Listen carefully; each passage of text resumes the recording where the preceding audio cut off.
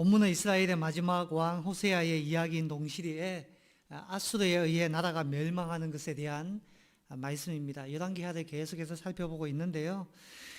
북이스라엘이 패망하지만 남유다는 150년간 더 나라를 유지하다가 훗날 바벨론에 의해 멸망을 당하게 됩니다.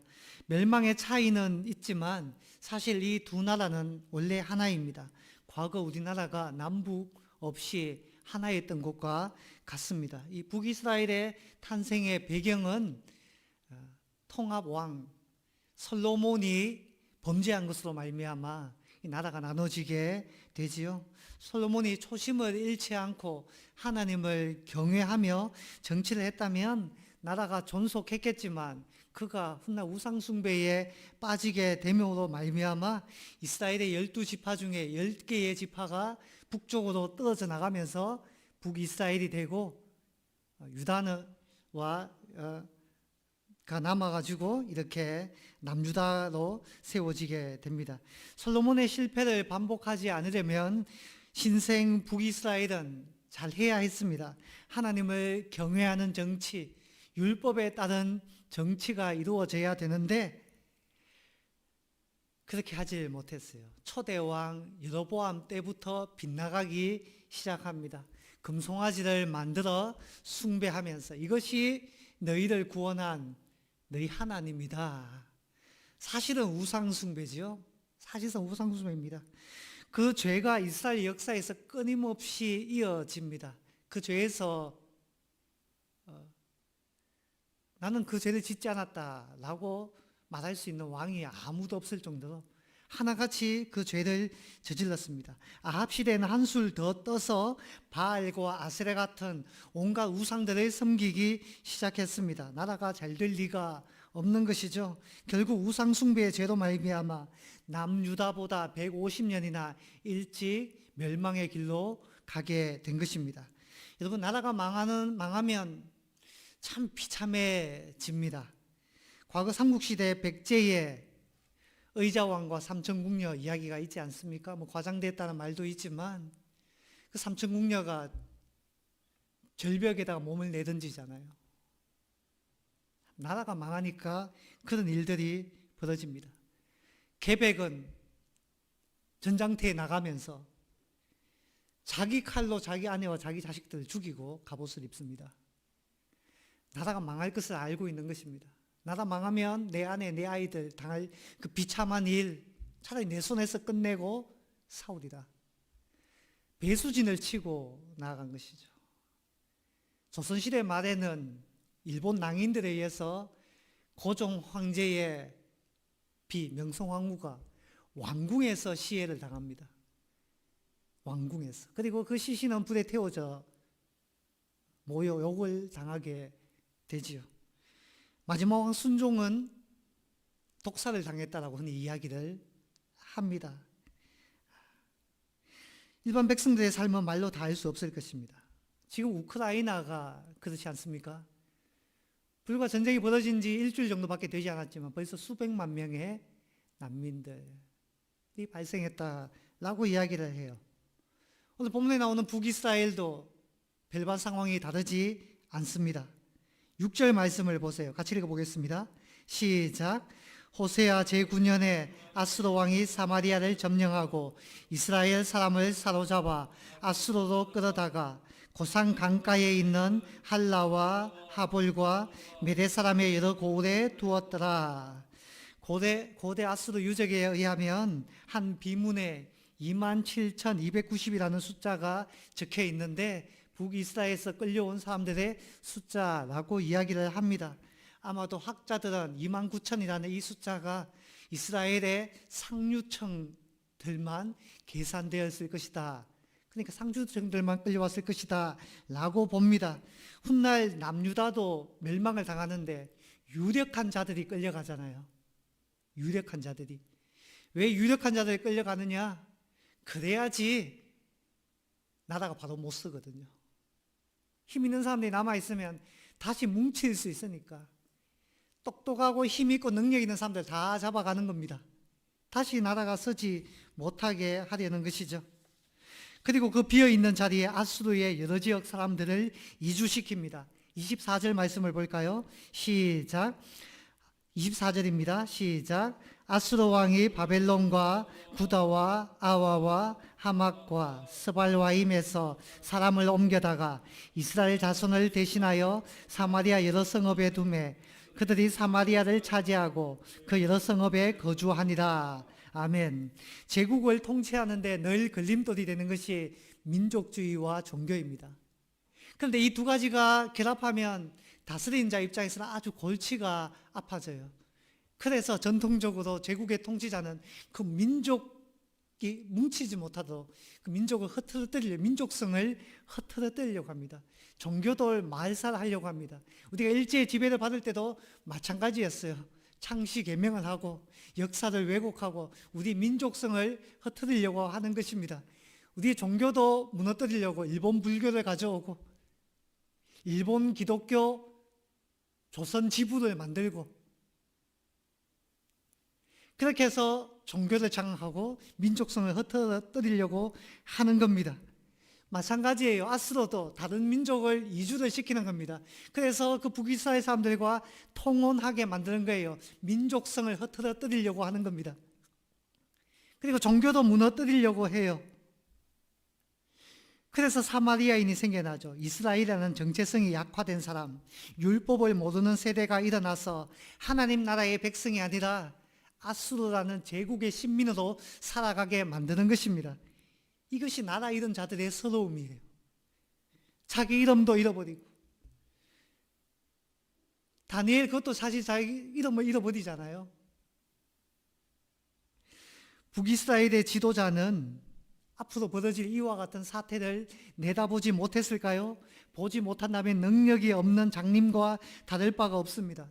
여러분, 지도자라면 마땅히 비전이 있어야 됩니다. 우리나라가 나아가야 할 방향, 미래를 내다볼 줄 알아야 합니다. 그리고 사람을 다룰 수 있는 용인술이 필요하죠. 인사가 만사라는 말이 아니 있습니까? 사람을 세우고 일을 잘할 수 있도록 용인술이 필요한 겁니다. 그리고 이 모든 정책을 자신이 아니라 자기 집안을 위해서가 아니라 국민을 위해서 사용할 수 있는 도덕성이라는 것이 필요해요. 세 가지가 다 있어야 됩니다. 비전이 있어야 됩니다. 용인술이 있어야 돼요. 도덕성이 있어야 됩니다. 이게 조화를 이루어야 훌륭한 지도자 되고 그 지도자 밑에 한 나라로 뭉치면 나라가 발전하게 되는 것입니다. 어느 것 하나 중요하지 않은 게 없어요. 그런데 이스라엘 왕들은 이 비전이 없었을까요? 앞으로 닥치게 될 그것을 볼 수 없었을까요? 보지 못하면 결국은 멸망의 길로 가게 되는 것입니다. 이스라엘의 왕들도 미래가 불안했을 거예요. 어떻게 하면 이 불보듯 뻔한 멸망에서 벗어날 수 있을까? 고민하지 않았을까요? 오늘은 이 이스라엘의 마지막 왕 호세아에 대한 이야기니 그의 정책을 한번 살펴봅시다. 그리고 우리에게 적용해야 될 것이 무엇인지 살펴보았으면 좋겠습니다. 호세아는 9년간 나라를 다스렸습니다. 주어진 시간이 9년이에요. 근데 사실 9년 정도 되지가 않았어요. 왜냐?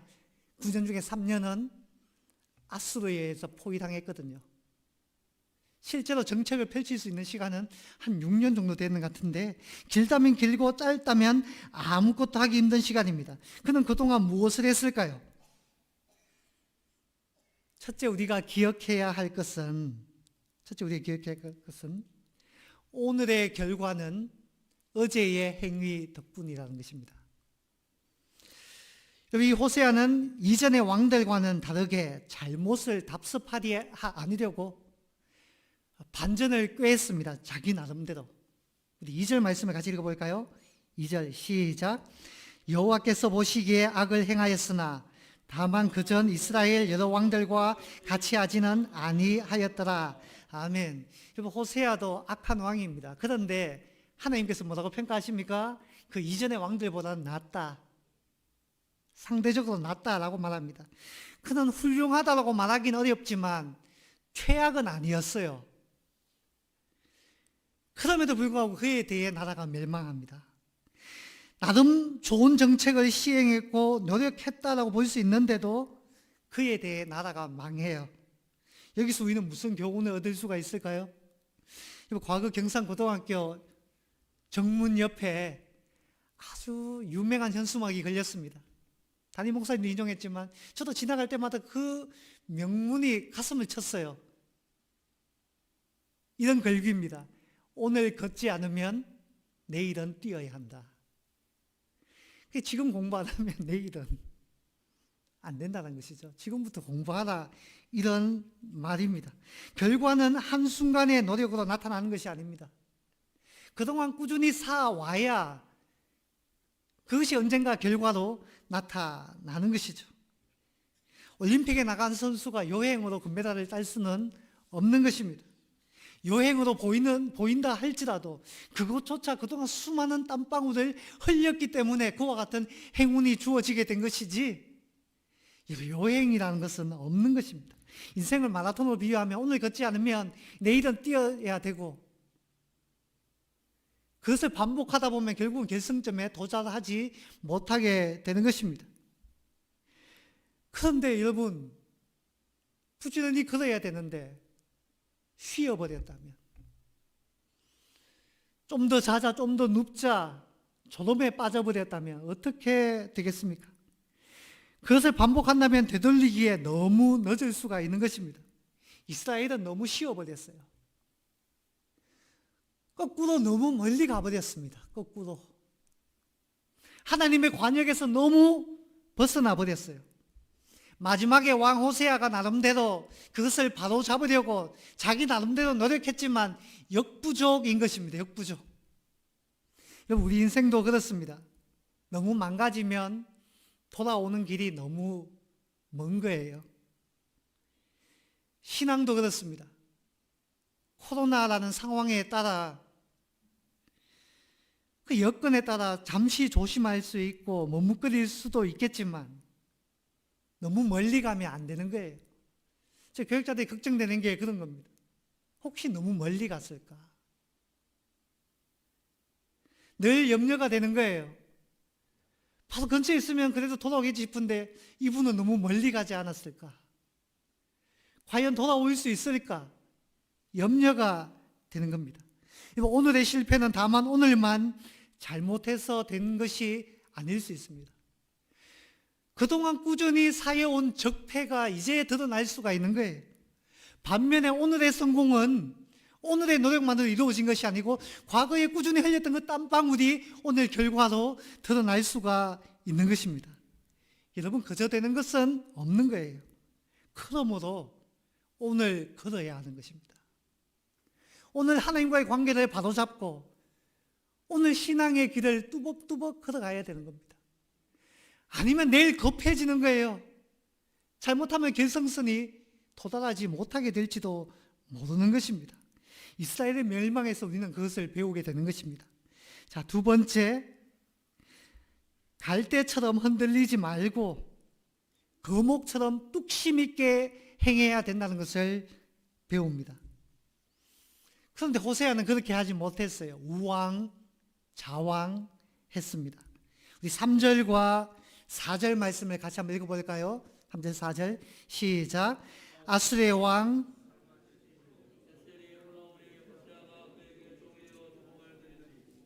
그가 애굽의 왕 소에게 사자들을 보내고 해마다 하던 대로 아수르 왕에게 조공 드리지 아니하며 아수르 왕이 호세아가 배반함을 보고 그를 옥에 감금하여 두고. 여러분, 이 부분은 호세아의 외교 정책에 대한 말씀입니다. 호세아는 아수르와 애굽 사이에서 우왕좌왕했습니다. 사람이 능력이 없으면 신이라도 있어야 됩니다. 신이라도. 처음에 아수르의 편에 섰다면 끝까지 아수르 편에 서야 되는 거예요. 왜 몰래 뒤로 애굽의 손을 잡고 아수르의 조공을 바치는 것이 옳다라고 제가 말하는 것이 아닙니다. 아수르와 손잡는 것이 옳다라고 말하는 게 아니에요. 오직 하나님을 바라봐야 됩니다. 그러나 세상에도 옳고 그름, 신이라는 게 있습니다. 호세아는 애굽의 손을 잡으면 아수르로부터 애굽이 지켜줄 것이다, 아마 그렇게 생각했던 것 같아요. 그런데 그것은 오산이었죠. 애굽이 지켜주지 않는 겁니다. 종이 호랑이에요. 도와준다라고 소리만, 변죽만 요란하게 울릴 뿐이지 실제로 아무런 도움이 되지 않습니다. 지금 우크라이나를 보세요. 서방 세계가 그렇게 도와줄 것처럼 변죽만 울리다가 전쟁이 발발해가지고 처음에는 팔짱만 끼고 있었잖아요, 솔직히 말해서.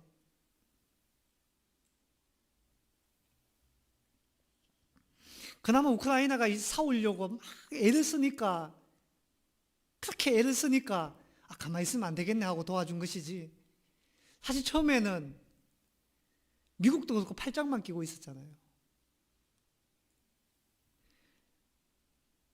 여러분, 나라가 힘이 없으면 외국의 힘을 빌리고 그 힘에 기대어 위기를 모면하려고 합니다. 외교가 왜 중요하지 않겠습니까? 그러나 여러분, 외교라는 것도 결국은 나라에 힘이 있어야 되는 겁니다. 스스로 힘을 길러야 돼요. 우크라이나 사태에서 외국에 맡겨서는 안 되는 겁니다. 외국에 맡겨서는. 다만 조금 전에 이야기했던 우크라이나가 잘한 것은 결사항전입니다. 대통령을 위시해서 대법관도 법관복을 내려놓고 군복을 입고, 대통령도 군복을 입고, 심지어 각 결혼한 신혼부부가 신혼여행 대신 갈 수도 없겠지만 그 부부가 총을 잡고 그 전장을 나서고 시민들이 나서고 그 대통령 위시만 모이게 된 것이죠. 그 결사항전의 의지를 보여주니까 가만히 있으면 안 되겠구나. 그 주변의 나라들이 그제서야 도와주기 시작한 거잖아요. 처음부터 도와줬습니까? 작년에 일어난 아프가니스탄 사태를 보세요. 미군이 그렇게 아프간 군대를 훈련시키고 어마어마한 군수물자를 제공해줬지만 그들에게 싸울 의지가 없으니까 죄송합니다, 한 줌도 안 되는, 사실 아프간 정규 군대에 비해서 탈리반은 한 줌도 안 됩니다. 무기도 없고, 탈리반들 무기라고 군복도 없어가지고 대한민국 예비군 군복 입고 싸우더라고. 그런데 싸울 의지가 없으니까 그 모든 무기가 무슨 소용이 있습니까? 다 냅다 버리고 도망가니까 그 한 줌도 안 되는 적들에게 점령당해가지고 나라를 잃게 되잖아요. 하지만 우크라이나는 러시아라는 거대한 불곰에 맞서 일어섰습니다. 그것이 살기를 열게 된 것이죠. 무릇 죽고자 하면 살 것이요 살고자 하면 죽는 것과 같은 이치입니다. 그러나 여러분, 이와 같은 위기를 초래하지 않도록 스스로 힘을 기르는 것이 중요합니다. 남의 나라에 의지하면 안 되는 거예요. 자주국방을 이루어가야 합니다. 이것은 비단 국가 경영에만 해당되는 것이 아닙니다. 교회도 가정도 마찬가지예요. 한국 교회는 세계 교회 사이에 유대가 없다라고 말할 정도로 짧은 시간 안에 어마어마한 부흥을 이루었고, 선교를 받는 국가에서 세계 최대의 선교하는 교회로 변모하게 되었습니다. 그 원인이 어디에 있을까? 여러 가지 많은 것을 이야기하지만 그 중에 정말 중요하게 꼽는 것 중에 하나가 네비우스 선교 정책입니다. 네비우스 선교 정책. 이 네비우스라는 사람이 만든 정책인데요, 중국에서 시작했지만 한국에서 꽃 피웠어요. 초기 한국에 왔던 선교사님들이 어떻게 하면 한국 교회를 세울 수 있을까 고민하면서 중국의 그 네비우스라는 분이 만든 이론이 있지, 그거 가져가다가 한국에서 꽃 피우자. 3자 원칙이라고 있는데, 작업. 그것은 스스로 운영하는 것을 말합니다. 우리 힘으로 교회당을 세우고, 우리 힘으로 사역자들 월급 주고, 선교사님이나 외국 교회 의지하지 말고 우리 힘으로 하자라는 겁니다. 얼마나 귀합니까? 그게 작업이에요. 자력 전도를 말합니다. 정교인이 하나님의 말씀을 잘 배우고, 정교인이 다른 사람을 가르칠 수 있을 정도로 선생이 되어서 선교사가 복음을 전하는 게 아니고 우리 힘으로 복음을 전하자. 그게 자전입니다. 얼마나 한국 교회인데 배움에 열정이 있었습니까? 배워야 되는 거예요. 자전. 세 번째, 자치. 교회 안의 문제, 외부의 힘을 빌리지 말고 우리 스스로 해결하자. 성도들은 당회의 권위에 순종하고, 당회는 그 상급 기관에 순종하고, 교회 7일을 달게 받고, 세상 법정에 호소하지 않고, 자급, 자전, 자치. 메비우스 선교 정책입니다. 이게 한국교회의 정차가 됐어요. 한국교회가 든든하게 세워진 겁니다. 선교받는 나라에서 선교하는 나라로 변모하게 된 것이죠. 외국 선교사에게 의존하고 해외 교회에 의존하는 것은 초기에 잠시 필요한 마중물과 같은 겁니다. 여러분, 마중물은 한 바가지 부으면 끝이에요. 계속 붓지 않습니다. 한 바가지 마중물을 부으면 그 다음부터는 스스로가 퍼올려야 돼요. 그렇잖아요. 처음에는 마중물이 누구든지 필요합니다. 그런데 계속 붓다 보면 스스로 솟아나지가 않는 겁니다. 지속적으로 원조받아야 할 일은 아니라는 것이죠. 스스로 교회가 건실하게 세워져야 합니다. 의존하기 시작하면 약해지는 것입니다. 여러분, 이스라엘은 스스로 강해져야 했습니다. 우상을 의지할 것도 아니고, 우상, 원래 이스라엘의 것이 아니잖아요. 외국 것이잖아요. 외국 군대, 애굽을 붙잡아서는 안 되는 것입니다. 하나님을 붙잡고 하나님 안에서 스스로 강해져야 했습니다. 그리고 외교를 해야죠. 그런데 하나님 붙잡을 생각은 안 하고 왜 우상을 자꾸 붙잡습니까? 왜 바알과 아세라를 붙잡아요? 왜 금송아지를 만듭니까? 왜 외국의 군대를 자꾸 의지합니까? 전쟁은 여호와께 속한 것인데 하나님 붙잡아서 스스로 든든해지고 그리고 우방을 만들어 나가고 그랬으면 되는데 왜 왔다리 갔다리 우왕좌왕 믿음 안에서 뚝심 있게 행해야 되는 것입니다. 다윗은 아들 솔로몬에게 다음과 같은 유언을 남겼습니다. 너는 힘써 대장부가 되고 내 하나님 여호와의 명령을 지켜 그 길로 행하라. 열왕기상 2장 2절 3절 말씀입니다. 너는 힘써 대장부가 되고 뚝심 있게 행하라 라는 말 아닙니까?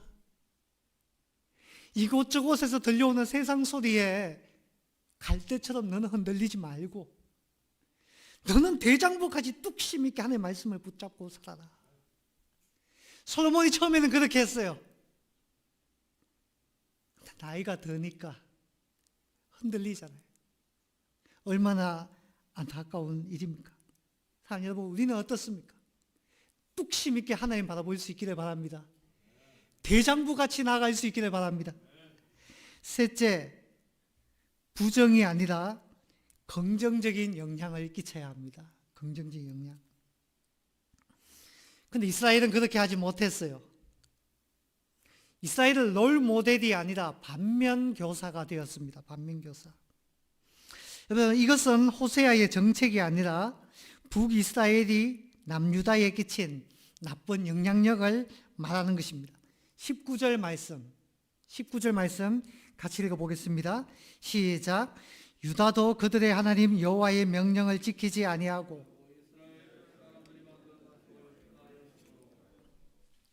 여러분, 반면교사는 본받지 말아야 할 영 모델을 뜻합니다. 왜 유다가 이스라엘을 본받습니까? 왜 나쁜 것을 본받아요? 이 영 모델에 대해서 어떤 사람은 지옥이라는 단어를 써가지고 헬 모델이라고 표현하더라고요. 헬 모델. 북이스라엘이 우상 숭배에 매진했는데 그 안 좋은 것을 남유다도 따라하기 시작했다는 겁니다. 모든 부모의 바람이 자녀가 좋은 사람을 만나 좋은 영향력을 받는 것, 모든 부모의 바람입니다.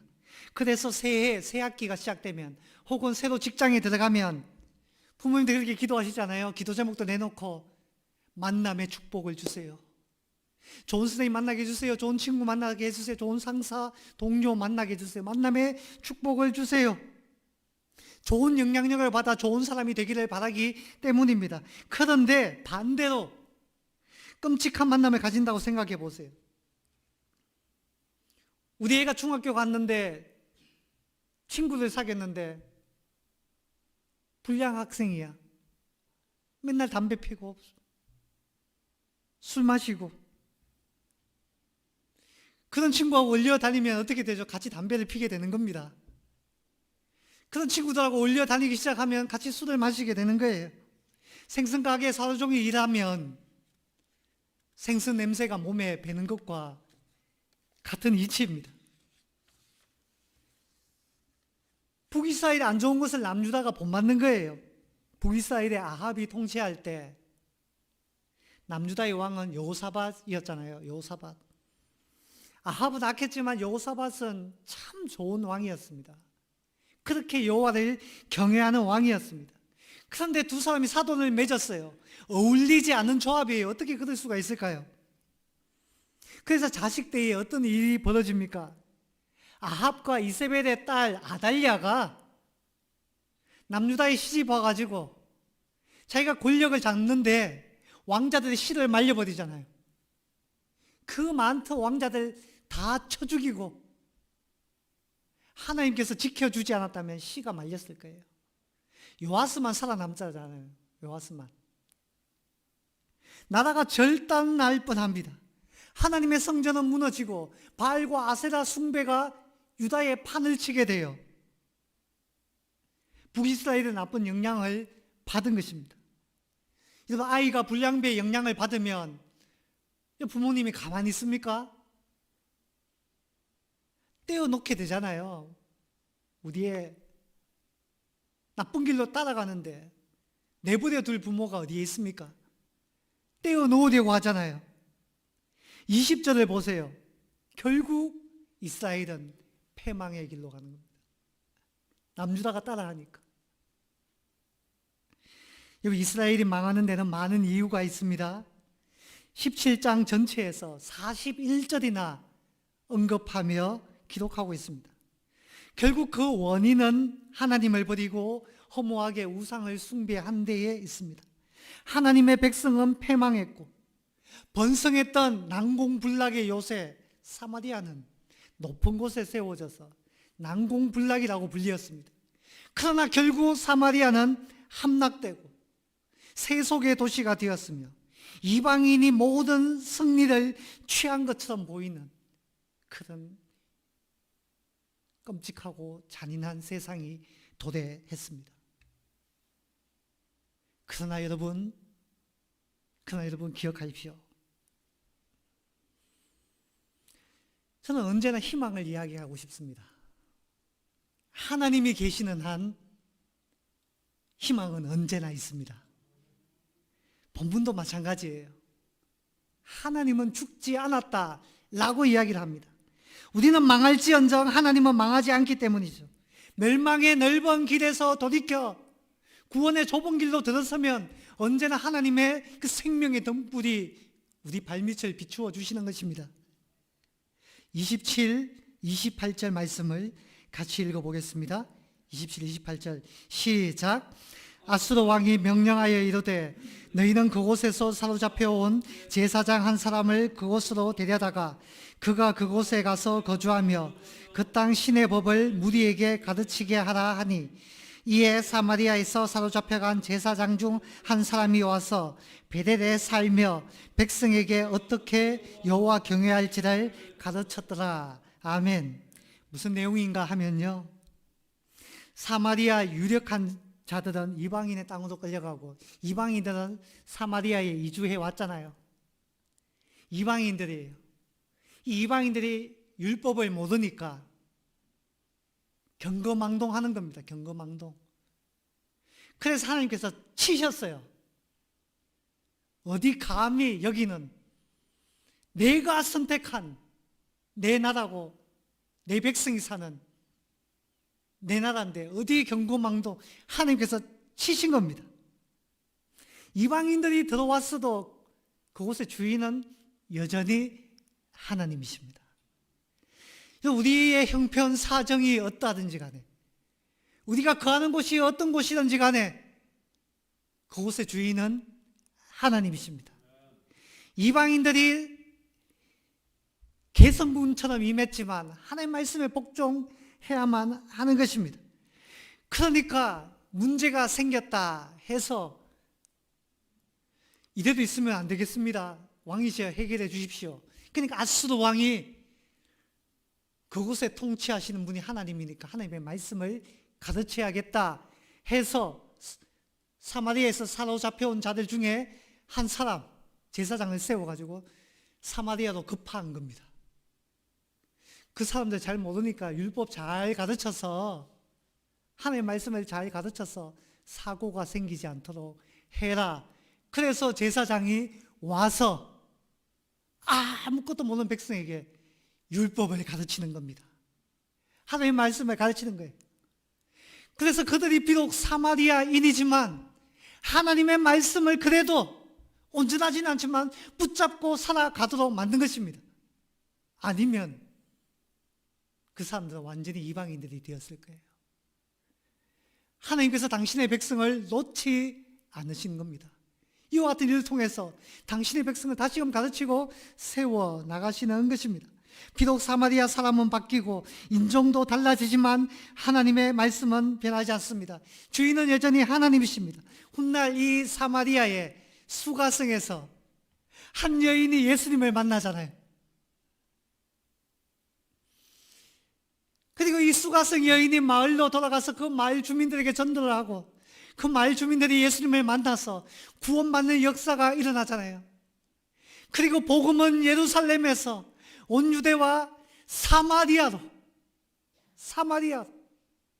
그리고 땅끝까지 이르러 주님의 복음이 전거되는데, 사마리아 땅도 하나님의 땅이다. 사마리아도 하나님께서 선택하신 곳이다. 그것을 복음서가, 하나님의 말씀이 보여주고 있는 것입니다. 사랑하는 여러분, 말씀을 맺습니다. 우리는 실패해도 하나님은 실패하지 않습니다. 하나님은 살아계셔서 당신의 나라, 당신의 백성을 결단코 놓치지 않으십니다. 우리가 돌이켜 회개하면 언제나 새로운 시작을 할 수가 있는 것입니다. 사랑하는 여러분, 어떤 순간, 어떤 상황이 와도 하나님을 바라볼 수 있기를 바랍니다. 승리하신 하나님을 붙잡고 함께 그 승리를 누리는 저와 여러분 될 수 있기를 주님의 이름으로 간절히 소망합니다. 제가 기도하겠습니다. 하나님 감사합니다.